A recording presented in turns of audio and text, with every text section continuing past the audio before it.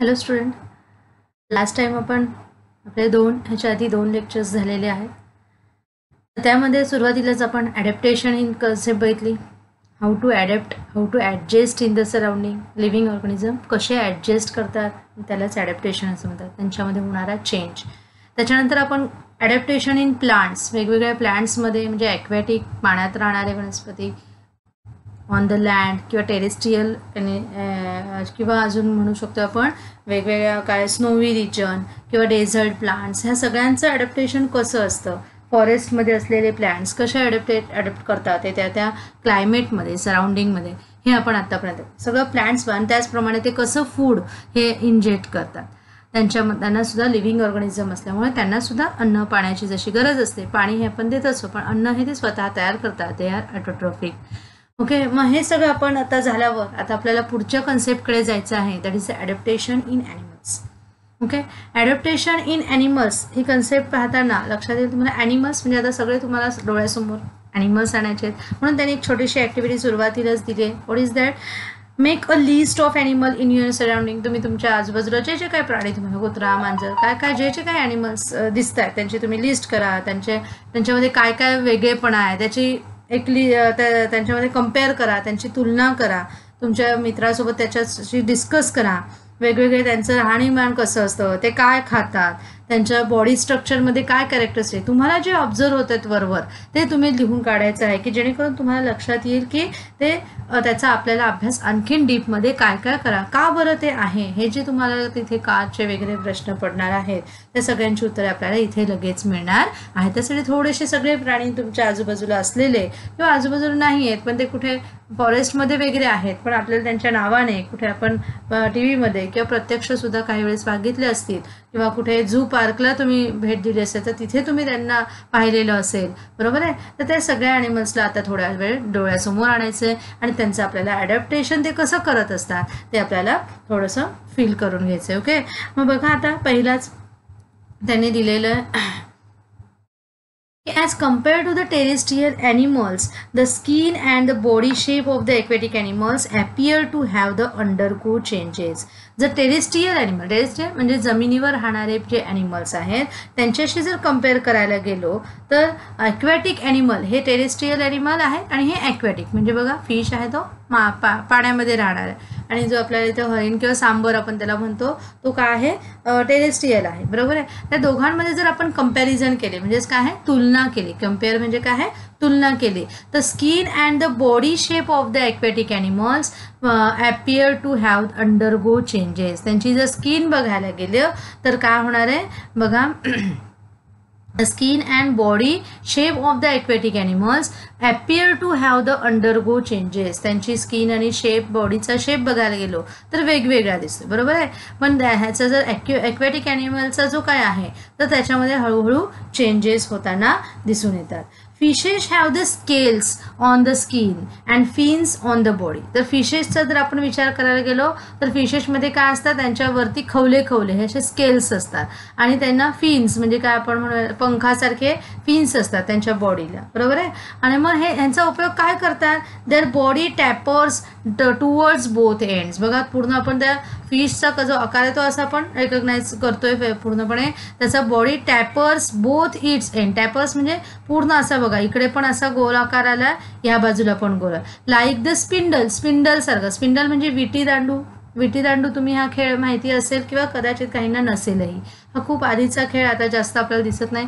मग विटीचा आकाराचा असं ती मध्ये फुगीर असते, लाकडाची असते आणि त्याचा 2 टोक असे निमुळते असतात, मध्ये फुगीर भाग आणि मग इकडे निमुळते अशी एक ती लाकडी छोटीशी असते आणि त्याच्यावर दुसऱ्या काठीने जो निमुळता भाग आहे तो काय आहे जमिनीवर असल्यावर तो थोडासा वरती हे असेल वरच्या बाजूला तो चिटकलेला असेल का नाही, जो फुगीर आहे तो खाली लागलेला असेल. मग तिथे त्याला मारलं की ती अशी उडायची आणि त्याचा तो गेम आहे. तुम्हाला जरी माहीत नसेल तर तुमच्या आई वडिलांना आजोबांना वगैरे विचारा, नक्की तुम्हाला ते त्या गेमबद्दल त्या खेळाबद्दल सांगतील. ओके, मग हे तसं स्पिंडल सारखी त्याचा जो विटीचा जो आकार आहे त्याला विटी म्हणतात. त्या विटीचा आकार जो काय आहे मध्ये फुगीर आणि टोकाला काय आहे निमुळता आहे. अशा प्रकारे त्यांचं तुम्हाला त्यांची बॉडी टेपर्स होताना दिसेल बोथ द एंड्सला. त्याचप्रमाणे फिशेस ब्रीथ विथ गिल्स. हे फिशेस जे आहेत त्यांच्या ग्रिल्समधून ब्रीथ करत असतात. ब्रीथ श्वासोच्छ्वास त्यांचा कशातून आपला जसा नाकावाटे होत असतो तसा त्यांचा ह्या गिल्समधून काय आहे श्वासोच्छ्वास होत असतो. Often whole their eyes have the transparent eyelid. त्यांचे आईज बघायला गेलो तर त्यांच्यावरती काय आयलिड आपलं पण जसं ट्रान्सपरंट आयलिड आहे वरचं कवच आहे आतमध्ये बुबुळ आहे आणि वरचा जो भाग आहे तो बघा तो पूर्ण ट्रान्सपरंट आहे. आतलं बुबुळ आपल्याला इकडं तिकडं फिरताना दिसत असतं. They have the air bladders. त्यांना अजून काय आहे एअर ब्लॅडर्स आहेत. ते खोल्यांमध्ये अजून असं हवा आत जात येईल बाहेर जाऊ शकते. Within the body to help them float. पण त्यांच्यामध्ये हे असे एअर ब्लॅडर्स म्हणजे पोकळपणा असल्यामुळे ते काय फ्लोट होत आहेत. ते पाण्यावर असे तरंगताना आपल्याला दिसून येतात. ओके म्हणजेच काय दे हॅव द एअर ब्लॅडर्स. जरा छोट्या छोट्या पोकळपणा आहे. त्याचप्रमाणे अजून आपण बघायला गेलो ॲनिमल्स तर फ्रॉग आहे डक आहे. अजून आपण ह्यांची सुद्धा बॉडी जर ऑब्झर्व आता जसं आपण फिशची बॉडी ऑब्झर्व केली तशीच तुम्हाला आजूबाजूला असलेल्या प्रत्येक प्राण्याची तुम्हाला काय आहे बॉडी ऑब्झर्व. आता इतक्या अगदी जवळ जाऊन तर नाही करता येणार पण तरी पण आपण आता ते अभ्यासातून बघूयात. जर तुम्ही फ्रॉग बघितला डक बघितला किंवा टॉर्टॉईज म्हणजे कासव बघितला. फ्रॉग म्हणजे काय माहिती आहे ना बेडूक. नंतर काय आहे डक आहे आपलं बदक आणि टॉर्टॉईज म्हणजे काय आहे तर कासव. ह्यांचं जर आपण तुम्ही पाहायला गेलात तर बघा आता as the frog and duck have the web toes. ह्या जर फ्रॉगचे टोज म्हणजे हे पुढचे पाय जे आहेत त्यांचे जर टोज म्हणजे जो पाव आपला फूट आपण म्हणू शकतो आपल्या पायाचा भाग जो आहे खालचा तो फूट तर त्याचे टोज कसे असतात बघा. They can use their legs like the oars. आणि त्यांच्याकडे टोज कसे आहेत वेब टोज आहेत. वेब म्हणजे असे जाळीदार सारखे पूर्ण असे पसरतात आणि पुन्हा हे जसे हे जे आहेत हे जे पुन्हा असे जर एकमेकांना मिळाले तर हा भाग काय आहे चेपटला जातो मध्ये आणि पुन्हा असे तो करता येऊ शकतो. ओके एक मिनटं थोडंसं सेटिंगमध्ये आपली स्लाईड जरा ती पाठीमागे गेली आहे. आपण ते आणूया slide.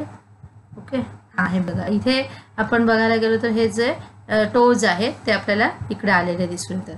And they can use their legs like the oars. त्यांचे लेग ते कसे यूज करत असतात ओव्हर सारखे यूज करताना तुम्हाला दिसून येतील. ओके म्हणजे ते शरीराचं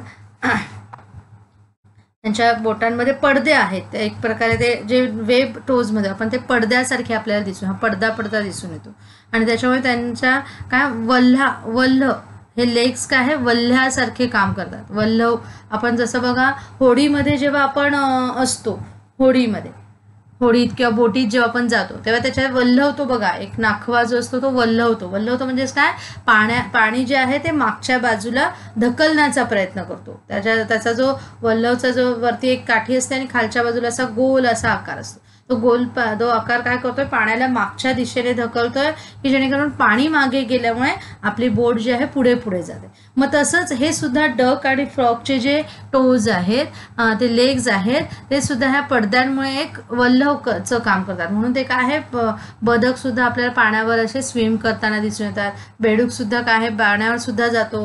बाहेर तर असतोच पण पुन्हा तो पाण्यावर सुद्धा म्हणजे तो एम्फिबियन आहे. तो उभयचर प्राणी आहे. तो दोन्हीकडे आपल्याला चालताना दिसून येतो.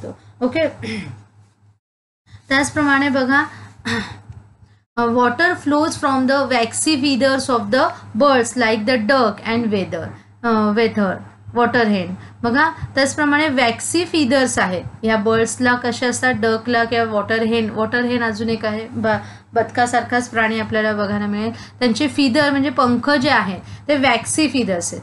वॅक्सी म्हणजे मेणासारखं असं म्हणजे मेणावर पाणी असं राहतं का नाही त्याच्यात सरकून जातं फ्लोज ऑफ होऊन जातं. मग तसेच ह्याचे सुद्धा फीदर्स कसे असतात वॅक्सी फीदर्स असतात. वॉटर बघा हा डक आहे आणि इथे वॉटर हेन आपल्याला बघायला मिळते. Water flows of the waxy feathers of the birds like duck and water हेन. वेब टोज त्याचप्रमाणे वेब टोज जे आहेत आपल्याला ह्याच्यामध्ये दिसून येतात. Web toes slippery smooth skin त्यांची स्किन कशी असते स्लिपरी असते स्मूथ असते आणि ट्रायंग्युलर हेड असतो. त्यांचा हेड बघा, डोक्याचा भाग कसा आहे, ट्रायंग्युलर आहे, असा त्रिकोण झाल्यासारखा आपल्याला दिसून येतो. हे सगळं जे काय आहे त्याच्यामुळे का त्यांना ॲडॉप्ट करण्यासाठी ह्या त्या भागामध्ये ते ॲडॉप्ट करू शकतात, ॲडजस्ट करतात. कसं तर ते हेल्प करतात. हे जे त्यांचं बॉडी स्ट्रक्चर आहे ते त्यांना हेल्प करतं आहे, ॲडॉप्ट करण्यासाठी हेल्प करतं आहे. कशासाठी? Frogs to swim the easily through the water. Swim, ते पाण्यामध्ये सुद्धा काय आहे, इझिली स्विम करू शकतात. त्यांची जी स्मूथ स्किन आहे, ट्रायंग्युलर आपण म्हटलं काय आहे, हेड आहे, स्लिपरी स्किन आहे, हे सगळे काय आहे त्यांना. आणि ते जे टोज आहेत ते काय आपल्याला दिसतात, वेब टोज आहेत, ते सुद्धा काय वल्लवासारखं काम करत करत त्यांना पुढे पुढे जायला मदत करत असतात. ओके, इन दिस वे आपल्याला फ्रॉगचं बघायला मिळेल. They can live on land as well as in the water due to their ability. आणि त्यांच्यामध्ये ही जी ॲबिलिटी आहे त्याच्यामुळे ते लँडवर पण राहू शकतात आणि काय वॉटरमध्ये सुद्धा स्विम करू शकतात. हे बघा आता, to breathe through the skin in water and using the nose and lungs on land. बरोबर, ते ब्रीदिंगसाठी त्यांचे काय आहे बघा, त्यांना they can live on due to their ability to breathe through the skin. त्यांची जी जेव्हा ते वॉटरमध्ये असतात, पाण्यामध्ये असतात, तेव्हा ते काय आहे स्किनमधून ब्रीथ करतात. त्यांची जी त्वचा आहे त्या स्किनमधून काय आहे ते ब्रीदिंग करत असतात.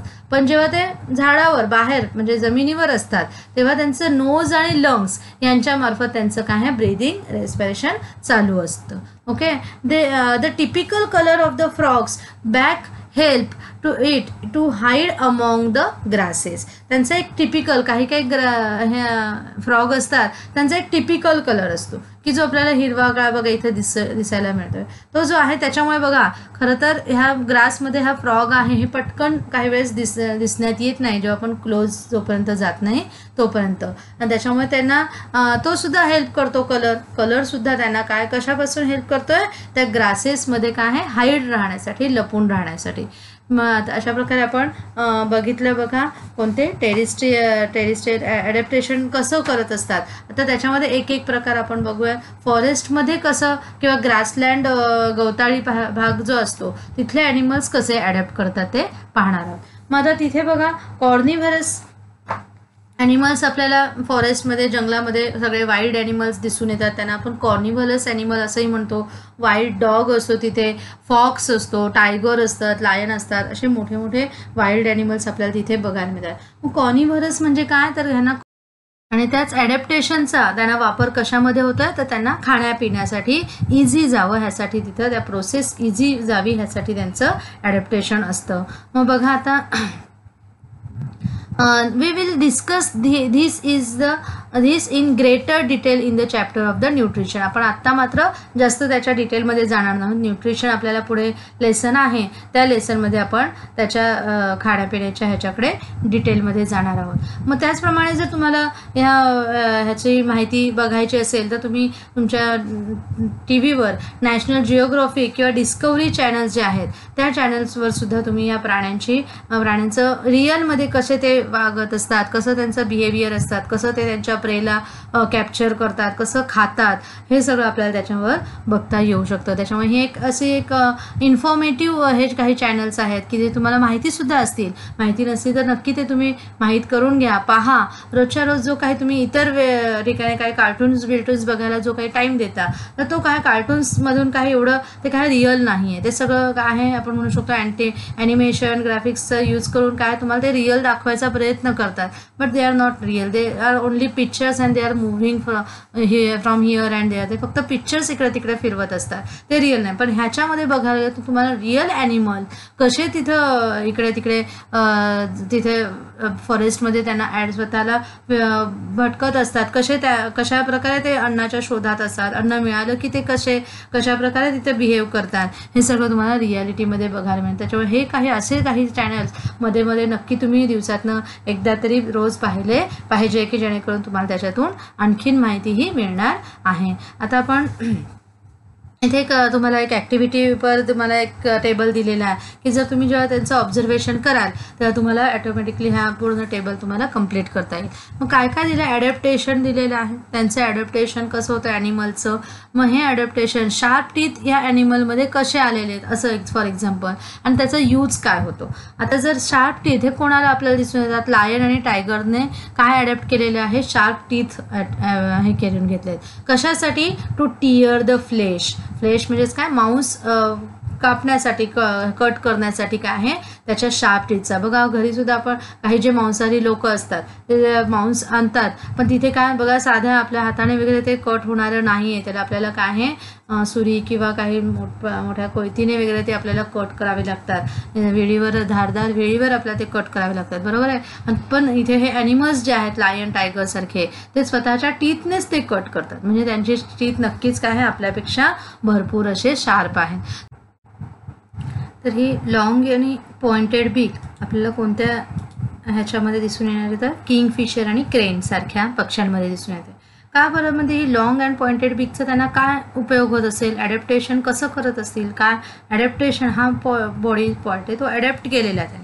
कशासाठी ॲडॅप्ट केलेलं आहे बघा, तर टू कॅप्चर द फिश. फिशचं काय आहे, त्याचं किंगफिशरचं खाणं काय आहे, फिश आहे. फिश तो त्या पाण्यामधून असे चोचीने ओढून घेतो आणि मग खात असतो. क्रेन पण तसंच आहे, फिशवर म्हणजे पाण्यामध्ये असलेल्या फिशला तो खात असतो. मग त्या फिशला कॅप्चर करण्यासाठी त्यांची ही लॉंग आणि पॉइंटेड बीक असते. तसंच आता शॉर्ट बीकचा कोणत्या ॲनिमलला वापर होत असेल आणि कशासाठी, तर आपण बघायला गेलो तर स्पॅरोला त्याचा उपयोग होतो. स्पॅरो म्हणजे चिमणीची बीक बघा, चोच अगदी छोटीशी असते. कशासाठी मग ती छोटी असते, तर तिला छोटे छोटे ग्रेन्स जे आहेत ते पिकअप करण्यासाठी तिला ते छोट्या छोट्या बीकची तिला मदत होते. त्यानंतर लॉंग आणि स्टिकी टंग आपण बघितली. टंग म्हणजेच काय, जीभ जी आहे ती लॉंग आणि स्टिकी असते. तर कोणत्या ॲनिमलची असते, तर लिझार्ड, फ्रॉग यासारख्या ॲनिमलची असते. मग त्याचा उपयोग ते काय कशासाठी करतात, तर टू कॅच द इन्सेक्ट म्हणजेच काय, छोटे छोटे कीटक जे आहे ते कॅचअप करण्यासाठी त्यांची स्टिकी टंग असते. टंग फक्त बाहेर काढली की काय आहे, कुठलाही इन्सेक्ट तिथे आला बसला की लगेच ते काय आहे कॅप्चर आतमध्ये कॅच करून घेऊ शकतात. स्टिकी असल्यामुळे तो जे इन्सेक्ट तिथे चिटकून जातो. त्याचप्रमाणे लॉंग नेक, अगदी उंचच्या उंच मान आपण बघितलं. जिराफ आपल्या समोर येतो, इमू आहे, ऑस्ट्रिच आहे, अशांची ह्या ॲनिमलची आपल्याला लॉंग नेक दिसते. आणि त्याचा ते ॲडॅप्टेशन त्यांच्यामध्ये का बरं आलं आहे, तर त्यांना काय आहे उंच उंच झाडाचे जे काही लिव्ज आहेत, पानं आहेत, मग त्या झाडांची पानं वगैरे खाण्यासाठी त्यांना त्या लॉंग उंचच्या उंच मानेचा हा उपयोग होत असतो. लक्षात आलं. मग अशा प्रकारे आपण बघितलं. तर पुढचं आता आपण त्यांनी ते कशा प्रकारे खातात हे आपण पाहिलं. आता adaptation for the blending with surrounding. Surrounding मध्ये ते ब्लेंडिंग कसं करतात. ब्लेंडिंग करतात म्हणजेच काय आहे, तर ते त्या सराउंडिंगमध्ये त्या क्लायमेटमध्ये कशा प्रकारे त्या साधर्म्य ते साधून घेतात, त्याच्यामध्ये ॲडजस्ट कसे होतात हे आपल्याला इथं आता बघायचं आहे. बघा आता, we cannot easily spot the colorful butterflies, lizard and grasshopper. बघा तुम्हाला इथं बटरफ्लाईज आहेत, लिझार्ड दाखवले गेले आहेत, ग्रास हॉपर्स आहेत बघा, आहेत ना. मग हे सगळे नाकतोडा, ग्रास हॉपरला आपण नाकतोडा वगैरे म्हणू शकतो, लिझार्ड पाल आहे, बटरफ्लाय आहे. मग ह्यांच्यामध्ये सुद्धा कलरफुल असतात, कलर्स असतात भरपूर असे. मग त्यांच्यामधले आपण कसे spot out, they get the camouflage amidst grasses, parts of plants like the stem, leaves, flowers, ह्या सगळ्यांमध्ये त्यांच्यामध्ये कॅमोफ्लॅज असतं. तर कॅमोफ्लॅज हा अगदी टोटली बघा. आणि एम्ब्रिस्ट हे पण तुम्हाला नवीन शब्द असेल. एम्ब्रिस्ट म्हणजे थोडंसं आपण म्हणू शकतो ॲडजस्ट करतात, ते तिथं पूर्ण स्वतःला एकमेकांमध्ये समरस होऊन जातात. बघा आता हा एखादा ग्रास आहे, ग्रासचाच कलर त्या ग्रास हॉपरला आलेला आहे. मग त्या ग्रासेस सोबत ते इथे पूर्णपणे सामावून जातात. एखादी प्लॅन्टला एखादी काय आहे, एखादी आपण पाल म्हणूयात, लिझार्ड म्हणूयात, तिथे गेले बघा रंग बदलू, किंवा सरडा वगैरे आपण म्हणू शकतोय. तो सरडा पण तिथे काय होतोय, पूर्णपणे त्या कलरशी, त्या स्टेमशी, त्या पार्ट्स ऑफ प्लॅन्ट्सची काय होतात, समरस होऊन जातात. कॅमोफ्लॅज समरस मिळता जुळता करून टाकतात. ते त्याच्यामध्ये पूर्णपणे समरस होतात. तिथं स्वतःला ॲडॉप्ट करून घेतात, ब्लेंड करून घेतात. त्याला पूर्णपणे वाहून घेतल्यासारखं त्यांचा कलर हा त्यांचा बॉडीचा कलर होऊन जातो. This is because their colours blend with those of their surrounding. त्याच्यामुळे त्यांचा कलर सुद्धा काय आहे त्या सराउंडिंग सोबत मिळता जुळता झालेला दिसून येतो. असे काही प्राणी असतात की ते त्या वातावरणामध्ये पूर्णपणे आपल्याला समरस होऊन देतात. म्हणजे आपण बघा बऱ्याच वेळेस आपणही बऱ्याच वेळेस एखाद्या गोष्टीचं मन लावून जर एखादं काम करत गेलो तर आपण सुद्धा त्याला आपले पूर्णपणे 100% देतो. म्हणजे पूर्णपणे समज काही वेळेस आपल्याला आजूबाजू इतर कुठल्याही गोष्टीचं भानही नसतं. आपण इतकं त्याच्यामध्ये काय आहे गुंग होऊन जातो असं आपण म्हणू शकतो. मग तसंच म्हणजे तो कलर आपल्या चेहऱ्यावर, तो कलर म्हणजे काय, तो भाव तिथला एखादा आपण मग काही पाहत असू, एखादा इव्हेंट बघत असू, मग तो जरी खोटा असेल, काय तो शूटिंग करून दाखवला गेलेला असेल, मग तो पिक्चरमध्ये असेल, नाटकामध्ये, पण तिथं आपण इतके समज होतो की आपणच स्वतःला तिथे आहोत की काय असं आपण समजून तिथे त्याच्याशी मिळतं जुळतं होऊन जातो. मग तसंच त्यालाच काय म्हणतात कॅमोफ्लेज असं तिथं तो शब्द आपल्याला कॅमोफ्लेज आपण होऊन जातो त्या परिस्थितीशी. लक्षात आहे. And changes that takes place in the various organs and the life processes of the organisms that enables them to live, feed, reproduce, to perpetuate themselves. perpetuate त्यांच्याशी परपेच्युएट करताना, मग त्यांना जगत असताना, त्यांचं खाणं खात असताना, तिथे त्यांना जगताना ज्या ज्या काही समोर अडचणी समोर येणार आहेत त्या सगळ्याच्या वेळेस त्यांना जे जे काही ॲडजस्टमेंट करावं लागतं, मग तिथं त्यांचे प्लेस जर त्यांची चेंज झाली तरीसुद्धा तिथं काय होणार आहे, त्यांच्या खाण्यापिण्यामध्ये, त्यांच्या राहणीमानामध्ये थोडासा बदल होणार आहे. पण तो बदल, तो चेंज स्वीकारण्यासाठी थोडासा वेळ लागणार आहे. जरी ही हळूहळू होणारी प्रोसेस असली तरी पण ते चेंज घडवून आणतात, कारण त्यांच्यामध्ये ॲडॅप्टेशनची जी पॉवर आहे ती त्यांच्यामध्ये असते. ते परपेच्युएट करतात, परपेच्युएट त्याप्रमाणे करत असतात. And also protect themselves from their enemies. आणि त्यांच्या शत्रूंपासून ते स्वतःचं काय आहे संरक्षण करत असतात इन द स्पेसिफिक सराउंडिंगमध्ये. त्यांचे छोटे छोटे त्यांची जी रिप्रोड्यूस केलेली जी काही त्यांची पुढची नेक्स्ट जनरेशन असेल, त्यांचे आपण म्हणू शकतो त्यांचे पिल्लं असतील छोटी छोटी, त्यांचं सुद्धा ते काय आहे प्रोटेक्शन करत असतात, कारण त्यांना त्याचा अनुभव स्वतःला आलेला असतो आणि त्याप्रमाणे ते करत असतात.